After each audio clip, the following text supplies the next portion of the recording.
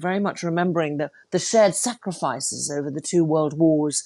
But also, this is to emphasize that the common values that both countries have, and very much post-Brexit, trying to strengthen those ties. So the soft power of British royalty and this new king. King Charles arrived in France for a 3-day state visit, during which he and President Macron are expected to rebuild the post-Brexit ties between Britain and France. The King and Queen were greeted by the French Prime Minister Elizabeth Borne in Paris before heading to a ceremony at the Arc de Triomphe, where they paid tribute to French and British soldiers who died in the two world wars. Well, joining me now is Bénédicte Paviot, the UK correspondent for France 24. Bénédicte, good evening to you. Thanks for your company tonight. Hello.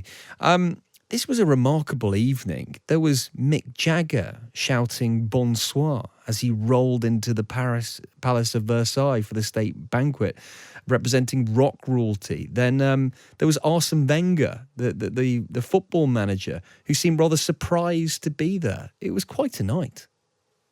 There were also some politicians, academicians. Yes. There was Hugh Grant. There were, it was an extraordinary mix. There were 160 guests. And seeing the footage, listening to both first President Macron's speech, which was, I think, very much in a French tradition, and I think he was being careful. So there were no jokes apart from one when it was talking years ago about British wine not being able to go across the customs, and when a British embassy thought it would be a good idea to give some to some French official, etc. But basically, he was being very formal. Whereas I felt that the speech, mostly in French, it has to be said, by King Charles, some English, which was not a straight translation. He just moved on the topics, mostly about Entente Cordiale, about reviving those really important links, highlighting the firm friendship between France and the UK, the need to work together. But then there were some political moments which you wouldn't expect normally from a British monarch, where he was talking about oppression and where he was very clearly, really referring to Ukraine. So I think this gives us some indication of the speech that the British monarch will give. It will be a first tomorrow, when King Charles addresses the parliamentarians of the upper chamber and lower chamber, Assemblée Nationale and Sénat. And it's going to be quite long, so it'll be really interesting to hear the themes. But clearly you've got a King Charles doing it his way, President Macron touching the king repeatedly, because President Macron is known to be quite a touchy-feely with his foreign leaders who he has sometimes been criticised for that. King Charles took it all in his stride. Camilla wearing Dior, both in blue, both in navy blue. Yeah. Clearly, a lot of consultation there. They had an extra 6 months because they weren't able to do it because of the protests over the pension reforms. And I think both parties very much both leaders, both heads of state with very different roles. Of course, we're in a constitutional monarchy, and King Charles is not supposed to be overtly political. And sort of a super busy day, which started with that very moving ceremony at the Arc de Triomphe with a joint patrol of the Red Arrows, the French Air Force. And of course, as you indicated in your cue, very much remembering the shared sacrifices over the two world wars. But also, this is to emphasize the common values that both countries have, and very much post-Brexit, trying to strengthen those ties. So the soft power of British royalty and this new king. Bénédicte, this is also about visibly reinforcing the alliance between Britain and France as well. It is, isn't it? And that there are going to be key checklist areas that they're both going to want to tick off. And we're talking trade, the environment, culture, and defence, as far as they can be touched upon with soft power. Let's be clear: defence, intelligence.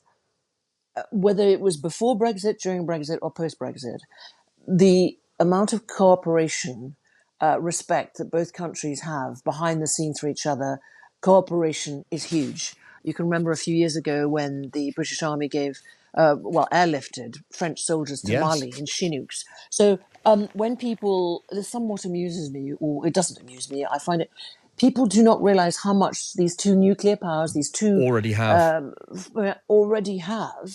And speaking to the military behind the scenes, both on the British side, on the French side, I am very, very aware in my job on a day-to-day basis of that cooperation and the huge mutual respect there is, and how efficient they are and how good they are. Trade, well, we know that Keir Starmer, who was there just 24 hours before, that is something that Yes.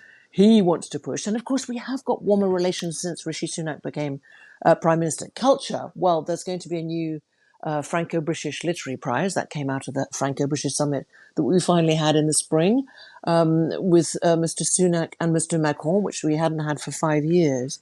The environment that is dear, dear to, of course, now seen as, by some people, visionary, then Prince Charles, now King Charles. And he's asked to go and see firemen, which is really quite moving, when he goes down to Bordeaux with the terrible fires you remember last summer that were fought. And he will be going to Notre Dame, as will Queen Camilla tomorrow, because again, that reminded him of the Windsor fire. And he was, in his speech tonight, very graciously referring to the crafts of working the wood and all these important crafts that sometimes are not valued enough, and how important it is to pass that on to a younger generation. Benedict, I've just been looking through some of the French papers. Now, they are pretty clear. They kind of talk about nurturing a new relationship that's been strained by Brexit on the covers of a couple of them. What's been the reaction of the French people to Well, let this me give visit? you one. Let me give you 3 words. There was an impromptu walkabout, and for security reasons, obviously, that is never publicized in advance, by President Macron from the Élysée, along with King Charles, to the British Embassy that is actually nearby. Where they're staying. Well, this was in fact to plant a tree that had been given by President Macron. But the point is, to hear fellow French people saying "Vive le Roi" and thanking King Charles, long live the King, is quite extraordinary. We know the deep respect, the affection expressed again tonight in his speech, in his toast by President Macron, saying how, just a year ago, and that incredible 70-year reign, the deep affection the French people have had for the late Queen. And very much that the two men want to work together. And you can see that relationship. They had a bilateral meeting, by the way, this afternoon for 45 minutes. We can easily imagine that climate change was in there, biodiversity. Ukraine certainly would have been one of the themes. Yes, okay, trade and cultural exchanges. They've got another, 2 days. And this is all about making new connections, exploring. And, you've got 160 guests, whether it is Mick Jagger. I don't know who he was seated next to. I can tell you Hugh Grant was seated next to Brigitte Macron, Oh, which really? some French journalists are saying was quite surprising. Also, duly noted that Queen Camilla was not wearing a crown, a tiara. So this was a different style, More of a and King personal Charles is feel. doing it his way. Yeah. Yeah. You- An you- incredible, wow. The Yeah. Palace of Versailles. By the way, what I haven't seen in the British press is the reason that was chosen was Queen Elizabeth loved the Palace of Versailles. And I think, I'm trying to remember now if it was in 1972, one of her state visits, she had a dinner there, because normally these big banquets are held at the Élysée Palace. So it was really the French rolling out the red carpet in every way, very much in wanting to deepen those ties personally, officially and unofficially. Yeah, a lot of personal touches. Yeah. Well, thank you for painting such a great picture tonight, Benedict. Really, I didn't even mention the food or the wines. Well, the champagne, the favourite of Winston Churchill, Paul Roger. Well, we'll have to do that another time. We've got 3 days of it, haven't we? Benedict Pavillon, UK correspondent for France 24, joining us there.